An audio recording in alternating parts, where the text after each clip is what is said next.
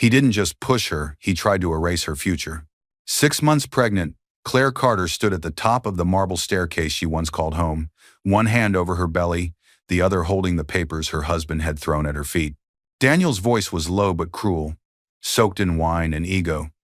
"You're nothing without me," he sneered before the shove that sent her tumbling down the stairs, her scream swallowed by glass and gravity. He spat on her as she lay still, convinced his power was complete. But what he never knew was that the woman he left broken at the bottom step already held everything he worshipped. An email, sent that same hour, confirming her $100 million inheritance and controlling shares of Carter Development Group, the company he bragged he built alone. While he celebrated with his mistress in her robe, Claire lay in a hospital bed with bruises blooming across her ribs and resolve rising behind her eyes. He had pushed her down to prove dominance, but she would rise higher, turn silence into weaponry, and watch his empire crumble beneath her calm, deliberate justice. This isn't just a story of revenge, it's the rebirth of dignity. The moment a woman transforms betrayal into blueprint and pain into poetic balance. Dear viewers, thank you for being here.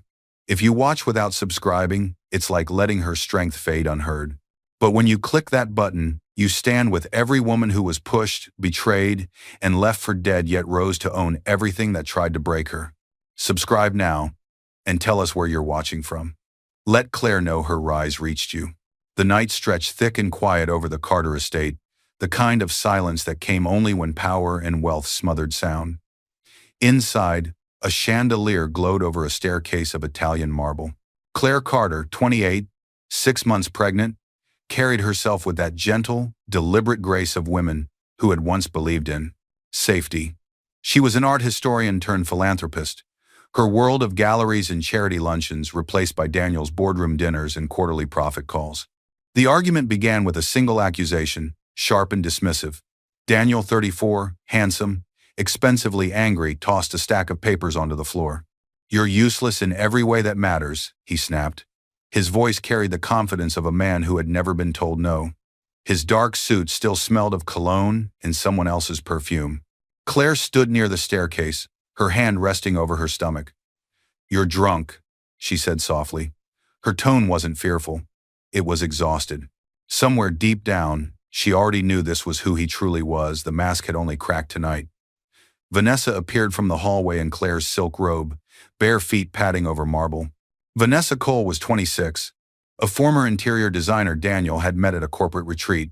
She played the role of innocent perfectly, the trembling lip, the doe-eyed guilt. "Daniel," she murmured, "this isn't." "Stay out of this," he barked. But he didn't mean it. He wanted her there, watching. His cruelty was always an audience sport. Martha, the 60-year-old housekeeper who had raised Claire's mother, froze near the dining room archway, holding a tray she hadn't set down. Her eyes darted between them, calculating whether to step in. She had seen this before: Daniel's voice, his fists, his apologies. Quietly she set the tray on the counter, her phone sliding out of her pocket, camera silently recording. Daniel stepped closer, the heat of his breath laced with wine. "You think you can embarrass me in front of my own staff? After everything I've given you? You gave me your last name," Claire said, her voice shaking but steady, "and took everything else." His expression twisted. He lifted his hand not to strike but to shove. The motion was quick, impulsive. Claire's foot slipped against the polished marble, her balance stolen by the sudden push. She reached for the banister that wasn't there and tumbled down, her scream catching in her throat as glass shattered below. The silence afterward was louder than any sound. Vanessa gasped, but Daniel's face stayed frozen, chest heaving. He stared down at her, jaw clenched. Then, in a moment that would define him forever, he leaned over the railing, spat, and whispered, "You were always weak." At that exact moment, Claire's phone on the side table lit up an incoming voicemail from Mr. Alan Graves, her late uncle's lawyer. His voice calm, professional. "Claire, it's urgent. You've inherited everything. Call me before anyone else finds out." Daniel didn't hear it over his own heartbeat. He grabbed his coat and keys, muttering something about calling an ambulance as he stormed out. Vanessa stood frozen halfway up the stairs, trembling. "Daniel, handle it," he snapped, pushing past her. The echo of the front door slamming cut through the house like a verdict. Martha rushed forward, kneeling beside Claire. "Mrs. Carter, can you hear me?" Her voice was steady, though her hands shook. The sight of blood seeping across the marble made her heart seize. The baby. Dear God, the baby.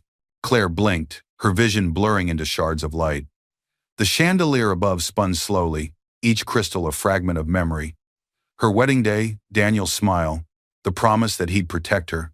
Her mind reached for one thought that mattered. The baby has to live. As the ambulance siren wailed in the distance, her consciousness drifted. In the half-dark, she remembered another voice, calm and proud, her Uncle Henry, sitting beside her at his oak desk 2 years ago. "You don't have to be loud to be powerful," he'd said, signing something she hadn't been allowed to read. "You'll understand one day." Now she did. When she awoke, sterile light filled her eyes. Hospital monitors beeped steadily. Her right arm was in a sling, her ribs tight with pain, but the faint rhythm of her unborn child echoed on the monitor beside her. Alive. She turned her head to see Daniel sitting in a chair, face buried in his hands. "Claire," he whispered. "I didn't mean for it to. It was an accident." Her lips parted, but no words came. The air around him felt thinner, false. He reached for her hand, but she pulled it away. "I'm sorry," he said again, tears trembling in his voice. "Vanessa means nothing. I lost control. You have to believe me." The door opened. Nurse Elena stepped in mid-30s, kind eyes, a subtle scar down her wrist that told of her own battles. She looked from Daniel to Claire, and in that silent glance, something passed between women who understood unspoken pain. "Your wife needs rest," Elena said firmly. Daniel hesitated. His phone buzzed in his pocket. As he turned to silence it, Claire caught a glimpse of the message lighting his screen. "Vanessa, miss you. Can't wait till she's gone." Claire stared at it without blinking. No tears, no gasps, just quiet understanding. She had spent years being quiet. Now, quiet would be her weapon. Later that night, when Daniel stepped out to take a call, she asked Nurse Elena softly, "Can I have my phone?" Elena hesitated. "You should be resting." "I just need to hear a message," Claire said, her tone gentle but commanding. The nurse handed it over. Claire pressed play on the voicemail. "Claire, it's Alan Graves. Your uncle's estate has cleared probate. You're now the sole beneficiary. The liquid assets total $100 million, plus controlling interest in Carter Development Group. Congratulations, Mrs. Carter." Her hand trembled only once, then stilled. She turned her gaze toward the window, where city lights flickered like faraway fires. Daniel's company. Her company. He just didn't know yet. When he returned, she was calm. Too calm. He tried to touch her cheek. "We'll start over," he said. "You'll see. I'll fix everything." Claire's lips curved into a faint smile. Not forgiveness, not acceptance, but calculation. "You should go home," she said softly. "I need sleep." He hesitated, uncertain. "Claire, go," she whispered again, and for the first time Daniel obeyed. When the door closed behind him, Claire exhaled. The nurse adjusted her IV, but Claire's eyes stayed open. The monitor beeped gently beside her, a reminder that the life inside her still had a chance, and so did she. As she lay there, her mind replayed every detail. The robe Vanessa wore, the wine glass Daniel poured, the bruises that weren't new. The patterns were clear now, perfectly symmetrical like brushstrokes in one of her old gallery pieces. Only this time, she wasn't the muse. She was the artist. Somewhere between exhaustion and awakening, she whispered into the quiet, "Then I'll sharpen too." Outside the hospital window, dawn began to rise not as light, but as vengeance disguised as grace. 2 days passed since the fall, and the hospital room had turned into a strange sort of silence, the kind that pressed down like fog, heavy with questions no one wanted to ask. Machines hummed. A monitor blinked softly beside Amelia Whitlock, 28, lying in a sea of white sheets. Her arms were bruised from the fall, ribs bound in gauze, but the faint, rhythmic beeping that filled the room wasn't hers. It was the sound of her newborn's heart. Baby Grace, premature but breathing, slept in a glass incubator near the window. The nurse on duty, Nurse Evelyn Shaw, 52, known for her quiet authority, moved carefully between the machines. Her uniform was spotless, her eyes, kind but assessing. "You're healing well," she said softly. "Your daughter's strong. She's a fighter." Amelia smiled faintly, not out of joy but disbelief. The last 2 days felt unreal, as if she were standing outside her body watching a version of herself go through motions. Signing discharge forms, nodding through police statements, pretending her husband hadn't been the one who pushed her. Ethan Cole, 34, her husband, hadn't visited since the first night. His assistant had dropped off flowers and a brief note: "Rest and recover. Let's not make this a spectacle." That single sentence had summed him up perfectly.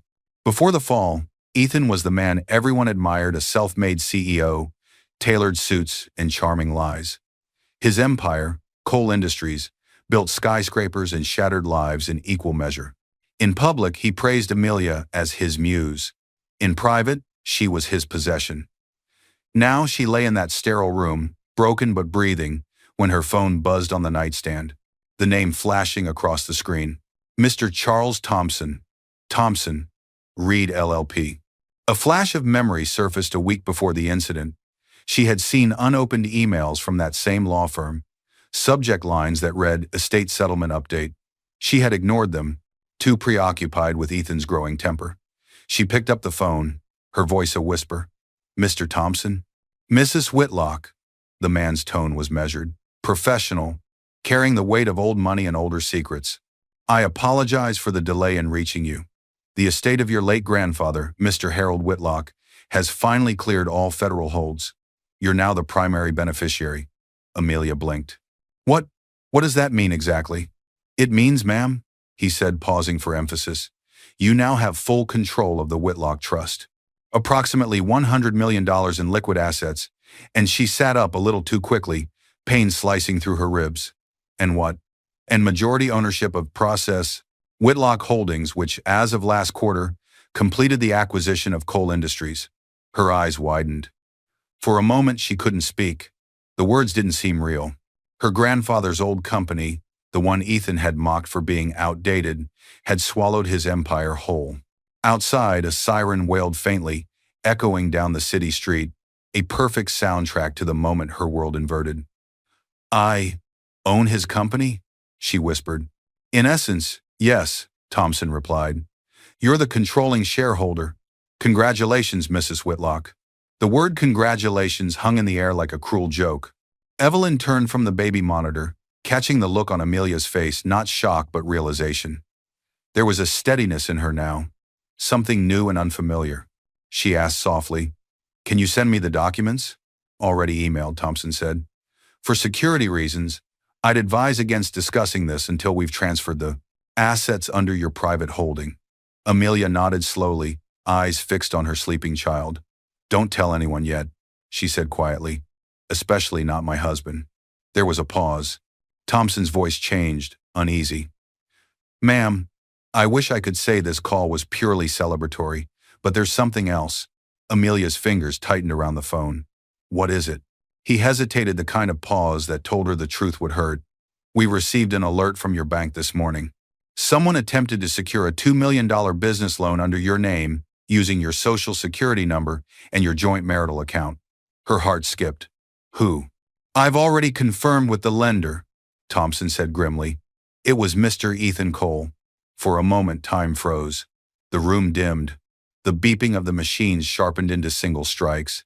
Amelia looked at her reflection in the window.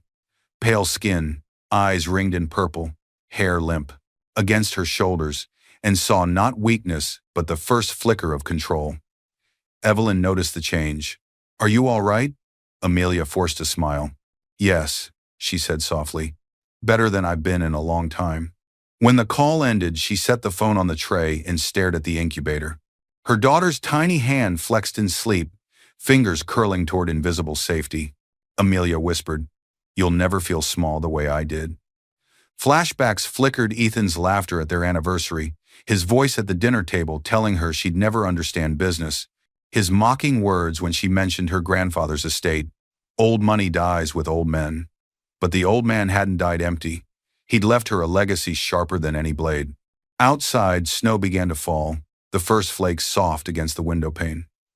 In that stillness, something shifted inside her. Not rage, not grief, but quiet power waiting to wake. Amelia reached for her laptop.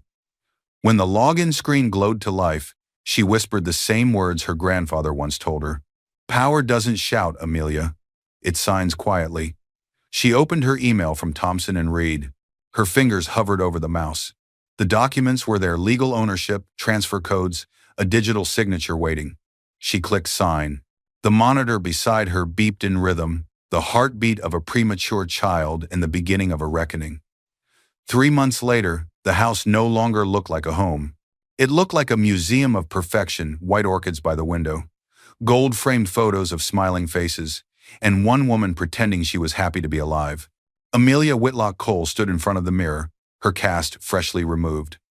The scars up her arm were pale lines now, faint reminders of the fall she refused to let define her. Outside the bedroom door, the faint echo of laughter drifted from the living room, Ethan's laughter. Her husband, 34, the public, a hero with the perfect grin. He had posted again that morning, a photo of Amelia in the garden, sunlight on her shoulders. My recovering angel, the caption read. Thousands of likes. Dozens of comments praising his devotion. The irony made her stomach twist. She turned away from the mirror just as the door opened. Ethan leaned in, tie loosened, holding a cup of coffee that smelled too sweet. You look beautiful today, he said, almost back to normal. Normal. The word had become a performance in itself. He set the coffee beside her, kissed her forehead, and picked up her pill bottle. Don't forget these. Doctor says consistency is key. She watched him pour the pills into her palm. Too many, she noticed but smiled anyway. Thank you, she murmured, swallowing only one when he turned his back. Ethan didn't see the second one slip quietly into her pocket. In public, Ethan's charm was armor. In private, it was a blade. He managed everything now, her medication, her schedule, her finances. Even her phone password had been changed for security reasons. He insisted on handling her hospital bills, the lawyer's paperwork, the bank accounts. Every day, he reminded her she was lucky to have him. Lucky. That evening, as the house filled with the faint hum of dinner guests arriving, Vanessa Reed appeared, Ethan's assistant. She was 26, striking in the deliberate way women were when they knew they were being compared. Her perfume arrived before she did. Her heels clicked across marble floors that still bore faint traces of Amelia's fall. Mrs. Cole, Vanessa said smoothly, handing her a folder. These are for Ethan's review. He said you could look over them first. Amelia accepted the folder with a polite smile. The label on the front read, Whitlock Holdings Acquisition, Confidential. Her heart skipped, but her expression stayed calm. Of course, she said, voice even. I'll take a look.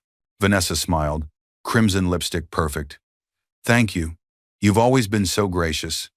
The smile faltered for a second when Amelia caught the faint red mark Vanessa's lipstick left on the edge of the document. The stain stood out against the white paper like a confession written in color. After dinner, when the guests left and Ethan disappeared into his office with Vanessa, Amelia sat in silence at the kitchen table. She opened the folder and skimmed the contents, corporate documents, wire transfers, signatures, but then she froze. The header bore the Whitlock Holdings logo, the company she owned. Her ownership had been hidden beneath legal jargon and shell corporations. Ethan's company, Cole Industries, was still under Whitlock control. Her control. Flashback hit like a whisper. Her wedding day. She stood in a lace gown, her grandfather Henry Whitlock beside her. He hadn't smiled during the ceremony. He'd only said one thing before walking her down the aisle. Love him if you must, Amelia, but sign your name last. She hadn't understood then. Now she did. It wasn't advice, it was a warning disguised as wisdom. In the present, Ethan's voice cut through the memory. Darling, are you still up? She closed the folder instantly, sliding it beneath a cookbook. Just finishing tea, she called back. He appeared in the doorway, jacket off, tie loose, the practiced smile in place. You really shouldn't strain yourself, he said, walking over. His tone carried that careful edge concern, sharpened into command. I'm fine, she replied, her voice soft but sure. His hand lingered on her shoulder a moment too long. Then he laughed lightly. "Tomorrow I'll take you out, maybe to that new restaurant downtown. Everyone should see how well you're doing." And just like that, he was gone again, back to the office. Back to Vanessa. Back to the woman who thought she was invisible. When the sound of his footsteps faded, upstairs Amelia rose quietly, went to his study, and sat before his laptop. The wallpaper was a smiling photo of them on their honeymoon, taken years ago in Italy before his ambition outgrew his affection. She hesitated, then entered his password. Still the same. His ego had always been predictable. Ethan C. 2020. Her pulse quickened as she searched his files. Folders of wire transfers, corporate memos, correspondence with offshore accounts, all linking back to the Whitlock acquisition. He was embezzling funds. From her, she inserted a small silver flash drive labeled "For Henry" into the USB port. Her hands were steady as she copied the documents. It wasn't anger guiding her, now it was something colder, clearer. This wasn't the woman who fell down the stairs. This was the woman who got up. As the progress bar filled, she glanced toward the staircase, where faint laughter echoed again. Vanessa's high and careless. Amelia whispered to herself, "Keep laughing." When the transfer finished, she removed the flash drive, slipped it into her pocket, and turned off the screen. From the hall, Ethan's voice called out, "Amelia, you still awake?" She closed the laptop and smiled faintly toward the doorway. "Just going to bed." And as she passed the table, the document Vanessa had given her caught the light. That red lipstick mark still glowed faintly, smeared across the name Whitlock Holdings Acquisition, a symbol, a warning, a promise. Amelia brushed her thumb over it, then whispered so quietly the walls barely heard, "You signed your name first, Vanessa, and I always sign last." The house fell silent again, but beneath that calm veneer, something had begun, an awakening threaded in silk and steel. The clock read 2:17 a.m. When Amelia Whitlock Cole finally dared to open the files she'd stolen from Ethan's laptop, the house slept around her, blanketed in expensive stillness, that eerie kind of silence only money could buy. Outside, moonlight traced the glass balcony, illuminating her face, tired, bruised beneath the makeup, but sharper now. The softness that once defined her had calcified into precision.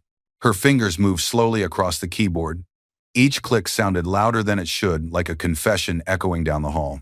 The folder was labeled innocently enough, Quarterly Reports Q3. But buried inside was rot, invoices that didn't match projects, employee bonuses wired to unknown accounts, contracts altered with forged signatures. She scrolled further. Bank transfers to a name that stopped her breath. Cole V. Holdings. Her husband's middle name was Vincent. For a long moment she just stared at the screen, realizing what that meant. Every time Ethan had smiled in public, claiming to build a legacy for their family, he'd been building a fortress for himself funded by her company's assets. The empire she now secretly owned had been bleeding into his pockets for years. She whispered, into the silence, "You planned it." Her mind flashed back. A hospital corridor, pale walls, a doctor explaining costs while she could barely sit upright. Ethan's arm around her shoulders, gentle, rehearsed. "Let me handle the bills, sweetheart," he had said. "You don't need that stress." And she had signed the papers without reading them.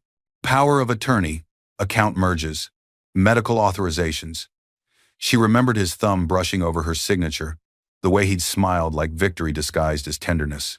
Now, with the truth glowing cold on the screen, she understood. Ethan hadn't lost control the night of the staircase. He had executed a plan that started long before she fell. A chime pulled her back. She glanced at the baby monitor beside the laptop. Grace, tiny and fragile, sleeping in the next room.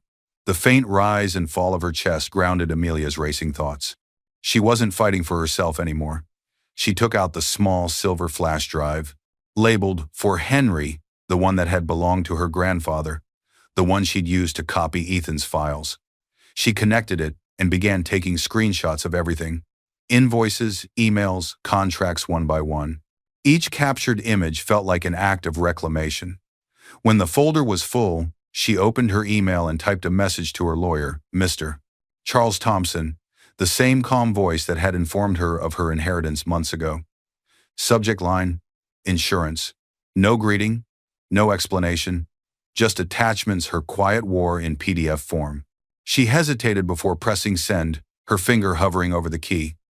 Her grandfather's voice came back to her, as it often did when the world demanded strength. Power doesn't roar, Amelia.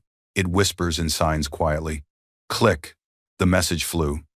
Her pulse steadied for the first time in weeks, then a soft ping, an incoming email. At first, she thought it might be Thompson replying, but when she saw the sender, her stomach clenched. From Vanessa Reed. Subject: medical records, urgent. The message preview glowed faintly on the screen. Don't forget to delete her medical records. The board can't know. Amelia froze. Her own name sat in the thread beneath it. Amelia Whitlock Cole. Patient file access request. Her eyes narrowed as she opened the chain. Vanessa had sent the message not to Ethan's corporate email, but his personal one. The thread was casual, careless, their usual tone when scheming behind her back. Vanessa. If the auditors see the hospital incident, it could flag the insurance claim. Delete her file. Say the data was corrupted. Ethan. Handled. I'll make sure Thompson never gets a copy. The implication was acid in her throat. They hadn't just taken her money, they'd erased her proof of survival. Her fall, her injuries, her trauma all reduced to corrupted data. For a long, trembling second, she couldn't move. Then something inside her, something quiet and furious, began to wake. She reached for her phone and took a picture of the email thread, the glow from the screen casting sharp light across her face. Her reflection in the laptop looked almost foreign now. Same eyes, different woman. Her lips parted, and she whispered, "Delete me, will you?" The words weren't a question, they were a promise. She opened a new document, typing a note into it, calm, deliberate. If anything happens to me or my daughter, release everything. AW. She saved it inside the same flash drive, the one named for Henry. Her grandfather's quiet ghost felt closer tonight, almost approving. From the hallway, the sound of footsteps echoed faintly Ethan's, slow and unhurried, heading toward their bedroom. Amelia closed the laptop, slid the drive into the lining of her robe pocket, and poured herself a glass of water to appear casual. The door creaked open. Ethan appeared, half smiling, his shirt unbuttoned, eyes tired. From pretending. "You're still up?" She looked over her shoulder, her tone smooth. "Couldn't sleep."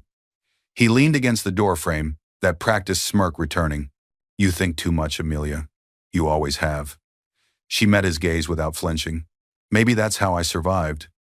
He didn't respond, just gave a tight laugh and turned away.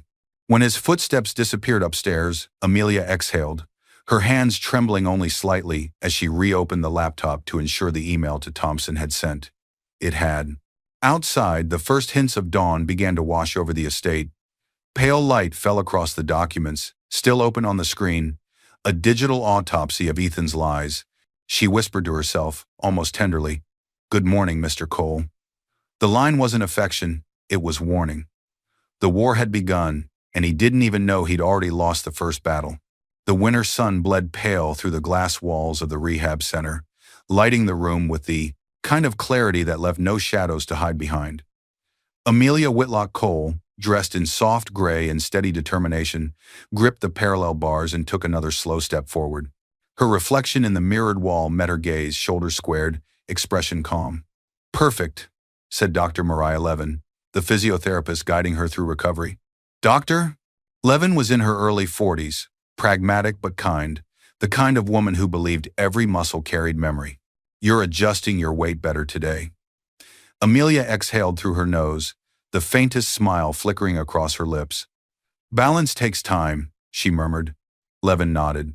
"Exactly. Balance isn't about not falling, it's about learning how to correct yourself before you hit the ground." Amelia's eyes softened. The words landed differently than intended. Every stretch, every movement, was more than rehabilitation, it was reclamation. After the session, she sat by the window overlooking the snow-dusted parking lot. Her phone buzzed with an email notification from Mr. Charles Thompson. Her pulse quickened. She read it twice before calling him directly. "Mr. Thompson," she said, voice low but firm. "We need to move forward." His calm baritone answered, "Understood." I've already filed the freeze requests on 3 subsidiary accounts linked to Colby Holdings. Officially, it's a risk audit under Whitlock Holdings policy. She smiled faintly. Perfect phrasing. No one will question it. Thompson's pause was thoughtful. You've been preparing for this, haven't you? Amelia looked down at her healing hands, still bearing faint scars from her fall. I've been rehearsing in silence, she said. As she hung up, her gaze drifted to the notebook on her lap, a leather-bound journal embossed with the initials H.W., her grandfather Henry Whitlock's. She opened it to a fresh page, writing in neat, deliberate strokes. Speech draft, balance. Takes time. Sometimes the fall isn't the end, it's the measurement of how far one can rise. The pen paused over the next line. She wrote, The gala will be the moment. He'll see me, and he'll understand what stillness can build. That afternoon, Amelia walked into the Whitlock Holdings headquarters for the first time since her grandfather's funeral. The lobby still smelled faintly of his cologne, cedar, and smoke. It grounded her. Behind the reception desk sat Tina Marshall, late 20s, efficient and bright-eyed, the new administrative coordinator for the firm. Tina straightened when she saw her. Mrs. Cole, I wasn't expecting. Just Amelia, she corrected gently. I wanted to see the place again. Tina smiled, flustered. Of course, things have changed a lot since Mr. Whitlock. There's even a founders gala next week. It's all anyone can talk about. The board plans to introduce the new majority owner publicly. The words landed heavy. The new owner? Amelia asked softly, as if confirming what she already knew. Yes, ma'am. Tina lowered her voice. Mr. Cole has been dropping hints about some major announcement. Everyone assumes it's him. He said he's preparing a speech titled Legacy and Leadership. Sounds big. Amelia smiled faintly, her expression unreadable. Yes, big indeed. As she turned to leave, Tina added, It's invitation only. But if you'd like to attend, I can make sure your name's added to the guest list. I'll handle that personally, Amelia replied. Thank you, Tina. Outside, the air was crisp and clean. Amelia drew her coat tighter, her breath visible in the cold. For a moment, she closed her eyes, remembering her grandfather's steady voice again. Don't rush the boardroom, Amelia. The quietest person there often owns the table. That evening, she sat by the fireplace in her home office. Ethan was away on a business trip, which meant he was likely with Vanessa. It gave her space to move. She called Thompson once more. He answered on the first ring. Mrs. Cole, he said, his tone even, but she could hear the hint of urgency beneath it. I visited headquarters today, she said. Ethan's preparing for something. There was a pause, papers shuffled on his end. That aligns with what I've heard. Cole Industries Board filed a joint event registration under Whitlock Holdings' name. That gala will be their platform. Amelia's voice turned to silk. Then that's where we end the performance. Thompson hesitated before speaking again, his voice quieter now. If you plan to attend, bring your original stock certificate. It's the physical proof of your controlling ownership. He'll try to challenge it verbally, but with that document, there's nothing he can do. Amelia leaned back in her chair, the firelight dancing across her calm expression. Then I'll bring it, she said. Along with the truth, there was a beat of silence before Thompson added, almost as a warning, Mrs. Cole, you might want to attend that event and bring your original stock certificate. Her eyes flickered toward the framed portrait of her grandfather on the mantel. The light caught his smile, faint and knowing. She whispered, I'll be there, Henry. I'll sign last, just like you said. As she hung up, her phone lit up with a new notification, an alert from Ethan's social feed. He just posted another photo. Himself at dinner, wine glass raised, captioned, Celebrating New Beginnings. Amelia's smile returned small, steady, and dangerous. So am I, she murmured. The fire popped softly beside her. The house was silent except for the faint rustle of paper as she opened her notebook again, adding one final line beneath her speech notes. Balance is not silence, it's strategy. And in the quiet glow of the firelight, the woman once pushed to the floor, prepared to rise not with noise, but with proof. The chandeliers of the Whitlock Grand Ballroom sparkled like captured stars, their light spilling over glass, silk, and ambition. Reporters lined the marble staircase, cameras flashing as a string quartet played something elegant enough to disguise the tension in the air. Every powerful name in the city was here. CEOs, board members, investors, all orbiting the same two people who had mastered the art of performance. Ethan Cole, immaculate in a tailored navy tuxedo, stood at the center of it all, champagne glass raised, his smile bright enough to blind. Vanessa Reed, radiant and poised, clung to his arm like a designer accessory. Her gold gown shimmered each time the flashbulbs caught it, and her practiced laugh echoed like a melody rehearsed too often. "Tonight," Ethan began, voice steady through the microphone, "we celebrate a new chapter in legacy and leadership. Coal Industries soon to merge fully under Ponce's. Whitlock Holdings enters an age of innovation, guided by vision, family, and love." He paused for effect, scanning the crowd with calculated ease. His gaze lingered on the cameras. He'd always known how to charm an audience. Behind him, banners of the company logo stretched wide across the stage, gleaming under the spotlights. The audience clapped politely, powerful men and women who applauded because power demanded applause. Ethan's grin widened. "And now, ladies and gentlemen, it is my honor to welcome the new figure representing Whitlock Holdings, a partnership that will define our future."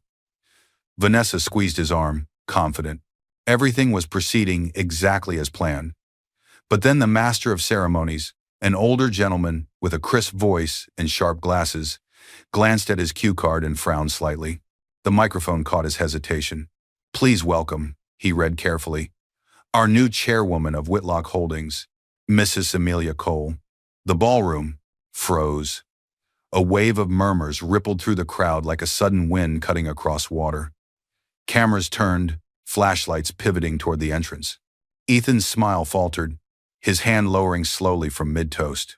From the shadows of the grand staircase, Amelia Whitlock Cole appeared composed, luminous, and draped in a white gown that flowed like calm defiance. The color he once forbade her to wear. Each step she took echoed, measured, deliberate. The hush deepened as her presence filled the room. No theatrics, no announcement beyond her name. She didn't need one. Vanessa's grip on Ethan's arm tightened. "Ethan," she whispered, voice brittle. "What is she doing here?" He didn't answer. His throat tightened as the cameras swiveled to capture the moment the betrayed wife turned ghost-walking into his victory speech. Amelia stopped at the edge of the stage. The crowd parted instinctively. The MC offered her the microphone with a shaky hand, his professionalism fraying at the edges. She took it gently. Her voice, when it came, was calm as still water. "Funny," she began, eyes locked on Ethan's, "how fate makes you work for your wife." Laughter, nervous and uncertain, rippled through the room. The sound of glasses being set down followed like dominoes. Ethan's lips twitched. "Amelia," he said tightly, stepping toward her, voice low enough to sound intimate to the audience, but edged with panic. "This isn't the time." "It's exactly the time," she interrupted softly. She turned to the audience, her tone warm, composed. "My grandfather, Henry Whitlock, once told me that real power isn't loud. It's patient. It waits until silence becomes the loudest thing in the room." She paused, letting the words breathe. "Tonight I honor that silence," whispers erupted. Investors looked at each other, unsure if this was part of the program. Photographers leaned closer. Amelia lifted a white folder from her, clutch small, elegant, official. The gold Whitlock seal glinted under the chandelier light. "Before we proceed with Mr. Cole's announcement," she said, "there are a few financial inconsistencies that require clarification." Ethan's jaw clenched. "What are you doing?" he hissed. Amelia smiled gently, as if comforting a child. "An audit, darling. Just like you taught me." The crowd shifted, murmuring now in open curiosity. From the edge of the stage, Security Officer Daniel Reyes, mid-40s, broad-shouldered and stoic, approached. He handed Amelia a thick envelope. He was one of Whitlock's internal auditors, a man she had quietly contacted through Mr. Thompson weeks earlier.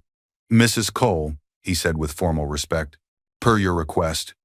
She took the folder, her fingers brushing the embossed seal. The crowd watched as she opened it slowly, deliberately, the hush now absolute. Inside were printed loan forms, each page stamped and signed, her own signature, forged at the bottom. She held them up so the nearest cameras could see.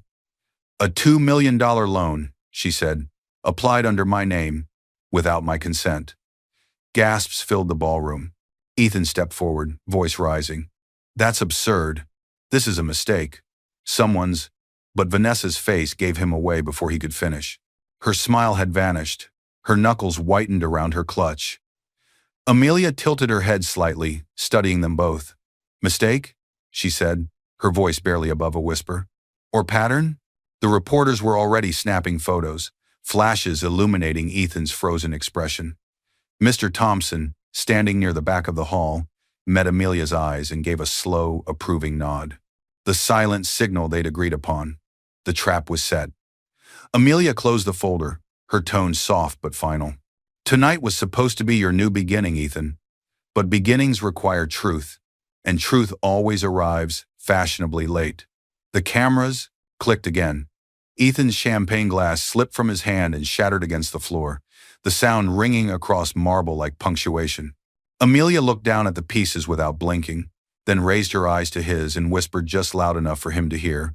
Balance takes time. The music had stopped. The silence was hers now. And the war had officially gone public. The ballroom that had once thrummed with applause now pulsed with unease. The chandelier lights seemed harsher, slicing through perfume and panic. On stage, Amelia Whitlock Cole stood calm, luminous under the white spotlight. The folder in her hand was no longer just paper, it was power. Before we continue, she said evenly, her voice amplified but unhurried, let's look at a few numbers together. Behind her, the massive LED screen, once looping the Coal Industries logo, flickered. Gasps rippled as the first slide appeared. Transaction, history, Coal v. Holdings. Rows of figures glowed, in white against black. Dates, amounts, destinations, each one damning. The crowd shifted uneasily. Investors, board members, press officials, all leaning forward as though proximity might change what they were seeing. Ethan's throat tightened. This is slander, he hissed. Turn it off. Amelia didn't flinch. Actually, this is transparency. Another slide replaced the first wire transfers totaling millions, routed through offshore accounts in Cayman, Zurich, and Singapore. Then came the falsified invoices, the fake vendors, a screenshot of Vanessa's email signature authorizing payments. The audience murmured louder now, a low collective growl of disbelief. Photographers snapped like lightning. Amelia's voice never rose. These documents represent 5 years of theft, embezzlement, from our own charitable divisions. Money meant for community housing, diverted to personal accounts. The next slide appeared. Recipient name, Vanessa Reed. A hush, so complete fell that even the hum of the projector felt deafening. Vanessa's eyes widened, her painted lips trembled. She took an unsteady step backward, bumping into a waiter. This isn't. Amelia turned her gaze toward her, calm and precise. The lipstick stain on the acquisition file helped confirm which version was signed, Miss Reed. The audience reacted, a few gasps, a few quiet snickers from those who'd once envied Vanessa's position. She began inching toward the exit, her gold gown dragging behind like guilt turned tangible. Meanwhile, Ethan's confidence cracked visibly. His palms slicked with sweat, his smile now a grimace. You have no authority here, he barked, his voice trembling just enough to betray him. Amelia met his fury with stillness. Authority isn't claimed, Ethan. It's documented. She lifted a new sheet of paper, holding it between two fingers. This, she said, is the original ownership certificate of Whitlock Holdings. My name, my grandfather's seal, notarized before your first company even existed. The audience applauded, soft at first, uncertain, then growing in strength as the weight of truth settled. Ethan's jaw clenched. You planned this. You've been spying. I've been surviving? She interrupted gently. Her gaze flicked briefly to the cameras, then beyond them, to something only she could see, a memory. Hospital light, pale and sterile. 3 months earlier, Amelia sat in the recovery ward, her newborn cradled against her chest. Baby Grace, so tiny she fit between Amelia's hands, heartbeat fragile yet insistent. The nurse had stepped away. The world was still.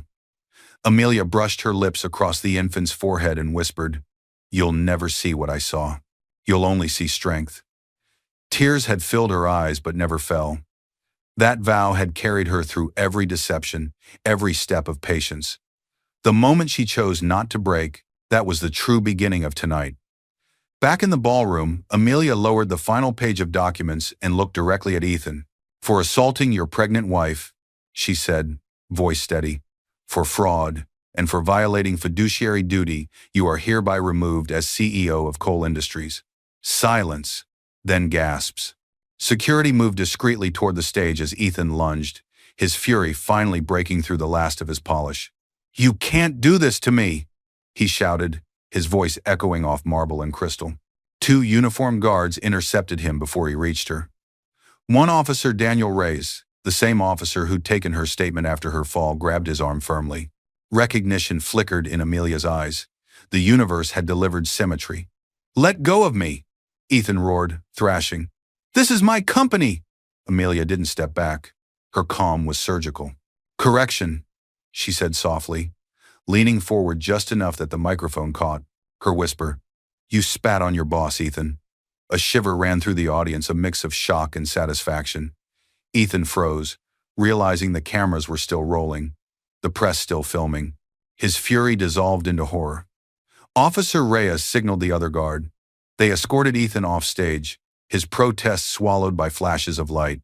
Vanessa, pale and trembling, slipped through a side exit, leaving behind the empire she'd helped unravel. Amelia stood alone beneath the chandelier, its light cascading across her white gown, a woman both resurrected and remade. She turned back to the microphone, her expression composed. "Ladies and gentlemen," she said, "thank you for joining us for the truth." The audience erupted into applause, not thunderous, but respectful, the kind reserved for those who had earned not pity but power. As she left the stage, Mr. Thompson met her halfway down the aisle. "It's done," he whispered. Amelia exhaled, her poise never cracking. "No," she murmured back. "It's just beginning." She passed the reporters without stopping. Cameras followed, flashes chasing her down the marble corridor, as if documenting the moment Karma stood up in heels and walked away. Behind her, the ballroom doors closed, muffling the chaos of Ethan's downfall. Ahead, the future opened in silence, not empty, but earned. The ballroom had become a crime scene of elegance, glitter, silence, and disbelief. What began as a gala now felt like a public execution of ego. The murmurs had turned into cautious whispers, the clinking of champagne glasses replaced by the low hum of authority. Through the open double doors, two uniformed officers entered, accompanied by Detective Laura Mills, a sharp-eyed woman in her early 40s with a calm but commanding presence. She wasn't new to white-collar crimes. She'd made her name untangling webs of deceit spun by men who thought charm was camouflage. Behind her followed Officer Daniel Reyes, the same man who had once pulled Amelia's broken body from the staircase. His gaze flicked toward her now, recognition soft but steady. Detective Mills, Whitlock Legal Division, announced a voice over the commotion. "Executing a lawful arrest under Section 213, fraud, embezzlement, falsified documentation." The flash of police badges sliced through the crowd's unease like lightning through glass. Cameras flared as Ethan Cole was cornered near the stage, his tuxedo still immaculate but his expression unraveling into panic. "This is absurd," he shouted, his voice cracking. "You have no idea who I am. I own this company." Amelia stepped forward, her tone measured, quiet enough that only the microphones picked it up. "You did," she said. Past tense. The officers surrounded him as Detective Mills began to read his rights. Vanessa stood frozen a few feet away, clutching her purse so tightly that her knuckles blanched. Her once golden poise was gone, replaced by the tremor of survival instinct. "Vanessa Reed," Detective Mills said, glancing her way. "We have your cooperation agreement, correct?" Vanessa nodded quickly, eyes glassy. "Yes. I gave them everything. The account records, the deleted files, all of it." Her voice broke, not from regret, but from the terror of being left on the wrong side of a sinking ship. Ethan's head whipped toward her. You did this?" His voice rose, sharp and desperate. "After everything, after all I gave you?" Vanessa's lips trembled. "You gave me nothing but fear, Ethan." Her words hit him harder than any accusation could have. The audience, now transfixed, watched the once charismatic CEO unravel into something raw and unfiltered, a man stripped of his power. The officers took his arms, He struggled, trying to wrench free, but it was futile. Reporters leaned in, cameras flashed. "This is all her," he shouted, jerking his chin toward Amelia. "She set me up. She's manipulating everyone. You can't do this to me." Amelia didn't move, didn't blink. Her expression remained eerily calm, the picture of quiet authority that made even the officers slow their pace, almost out of respect. "You did this to yourself," she said softly. The words hung in the air, cold and absolute. Even the hum of the camera shutters seemed to pause for a heartbeat before resuming their relentless flash. Detective Mills nodded toward her, almost an acknowledgement justice served not with vengeance, but with grace. Then she turned to Ethan. "Mr. Cole, you're under arrest." The officers guided him through the crowd, flashes igniting like fireworks behind him. Each step echoed against marble, and for the first time, Ethan seemed small, truly small. Vanessa turned to Amelia, her mascara smudged but her voice sincere. "I'll testify," she whispered. "Whatever you need." Amelia gave a simple nod. "Then do it for yourself, not for me." The ballroom doors closed behind the officers, and Ethan's echoing protests faded into distance. The audience exhaled collectively, some whispering admiration, others awe. But Amelia didn't stay to bask in the aftermath. She walked calmly toward the side corridor, past the glittering walls, until the noise became a dull hum behind her. She stopped in the quiet sanctuary of the powder room, a private oasis of marble and mirrors. For a moment, she simply stood there, the stillness washing over her like the first breath after surfacing from deep water. In the reflection, she barely recognized herself. The white gown that symbolized rebirth now bore faint creases from movement, her face serene but lined with exhaustion. She reached up and removed her earrings, letting them clink softly against the sink. Her eyes dropped to her own reflection, the faint scar that peeked from beneath the fabric at her midsection. Slowly, she lifted her hand and placed her palm over. The gesture wasn't vanity, it was reverence. Her voice, when she finally spoke, was barely audible. "We made it," she whispered to herself, but the words carried the weight of two lives, hers and her daughter's. The memory rose, vivid and clear. The fall, the glass, the scream that never finished. She remembered lying there, unable to move, the world fading to gray. Then softly the rhythmic, steady beep, beep, beep of the hospital monitor, the sound of her unborn child's heart beating against death. That tiny pulse had kept her tethered to the world. Now standing before the mirror, that same rhythm echoed within her chest, calm, steady, alive. She smiled faintly, the same quiet smile she'd worn in the hospital when she'd whispered her vow. "You'll never see what I saw. You'll only see strength." The bathroom door creaked open. "Mr. Charles Thompson, her lawyer, stepped in quietly, pausing at the threshold. He looked older in the golden light, his expression both proud and gentle. "It's over," he said. Amelia turned slightly, her reflection catching his. "No," she replied softly. "It's just balanced." He nodded, understanding. "The board wants to meet in the morning. They've already voted. The company's yours." Amelia exhaled, not relief, but completion. "Then tomorrow, we begin again." Thompson smiled faintly and left her to her silence. Amelia turned back to the mirror one last time, tracing the faint scar under her palm, the ghost of every wound she had survived. Then she lowered her hand, adjusted her dress, and walked out head high, steps measured, carrying grace like a crown. Behind her, the lights flickered once as though the universe itself exhaled, satisfied that justice, at last, had been reflected.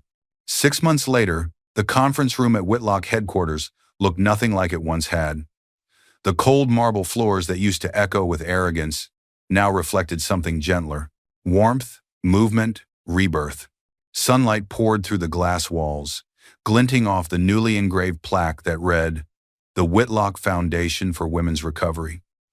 At the head of the polished oak table sat Amelia Whitlock Cole, now dressed not in armor but in serenity, a tailored cream suit, her posture straight, her voice soft yet commanding.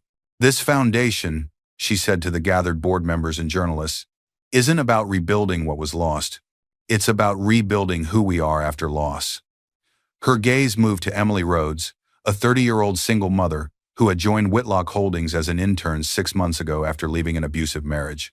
Today, Amelia slid a crisp folder toward her. Emily, she said, you're our new chief financial officer. You've proven more integrity than most executives I've ever known. Emily's hand trembled. Ma'am, I don't know what to say. Amelia smiled gently. Just say you'll keep your, balance. I believe in second starts, not second chances. The boardroom filled with quiet applause, not for spectacle, but for meaning. Amelia glanced toward the wall, where the foundation's motto was being etched in gold letters. Balance is power. Her reflection shimmered faintly against the glass. The same woman, but no longer haunted. Then a phone buzzed on the table. A notification flashed across the screen from a news site. Former CEO Ethan Cole seeks parole. Hearing claims mental distress. For a moment, Amelia said nothing. She simply turned the phone face down, her voice calm as ever. Balance, she whispered again, always returns. The sky hung low over the courthouse steps, heavy with gray clouds that threatened rain, but held back as if even the heavens were waiting to see how justice would end. Reporters stood in clusters, microphones poised, cameras humming with static anticipation, and then he appeared. Ethan Cole, once the poster man of power and charisma, now looked like the echo of his former self. His orange prison uniform hung loosely on his thinner frame. His wrists, still red from cuffs, trembled slightly as he was led toward the courthouse entrance for his parole hearing. Behind the barricades, murmurs rippled through the crowd, curiosity, pity, judgment, all blending into one restless hum. Flashbulbs flickered when the black town car arrived at the curb. The rear door opened. Amelia Whitlock Cole stepped out. No entourage, no security detail beyond the courthouse officers. Just calm, measured grace in a charcoal coat and pale silk blouse.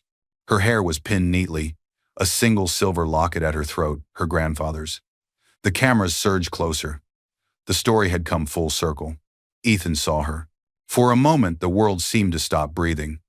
Then, as if some unseen string inside him snapped, he stumbled forward, knees hitting the wet concrete. The sound echoed sharp, final. Please, he said, hoarsely, eyes wet and frantic. Amelia, I've lost everything. His voice cracked, just see our son once. The crowd fell silent. Even the wind seemed to pause. Amelia's face softened not in affection, but in remembrance. 1,000 images flickered behind her eyes. The staircase, the hospital, the email, the boardroom. But what lingered was not pain anymore. It was peace. She stepped closer, the click of her heels steady, the poise unshaken. The reporters leaned in, hungry for reaction. But when she spoke, her voice was low, intimate, the kind of tone that cut deeper than shouting ever could. You pushed me once, she said, her words deliberate, to prove your power, and now you're on your knees to beg for mine. Ethan bowed his head, tears streaking down his face. I'm sorry. I was sick, angry, stupid. I lost control. She looked at him, really looked not as a wife or victim, but as someone who had long outgrown the cage of his trice, cruelty. I forgive you, she said softly, but forgiveness isn't freedom. A murmur swept through the crowd. Reporters caught every syllable, cameras immortalized every blink. Ethan closed his eyes, a single tear falling onto the stone at her feet. Amelia turned to the nearest officer, her tone quiet, professional. Please escort Mr. Cole inside. He has a hearing to attend. The officer nodded. Yes, ma'am. Ethan tried to meet her gaze again, but she was already walking away. The guards lifted him to his feet. His knees wobbled, leaving faint damp marks on the cold pavement, the last imprint of his pride.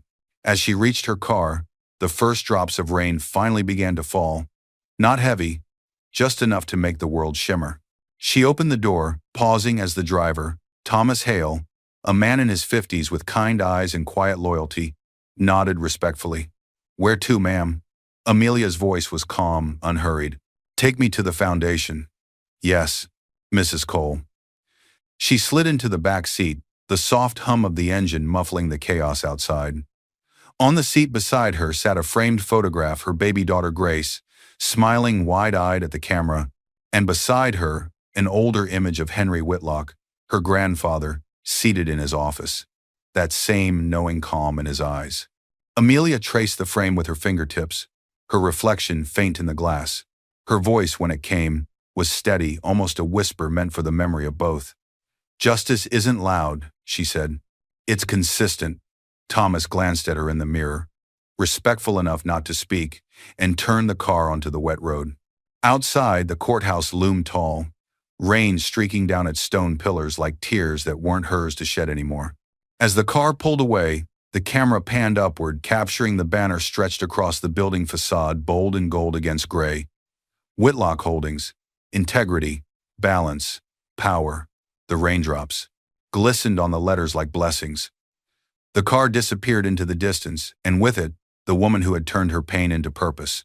For a long moment, the camera lingered on the empty courthouse steps, where pride had knelt and justice had stood tall.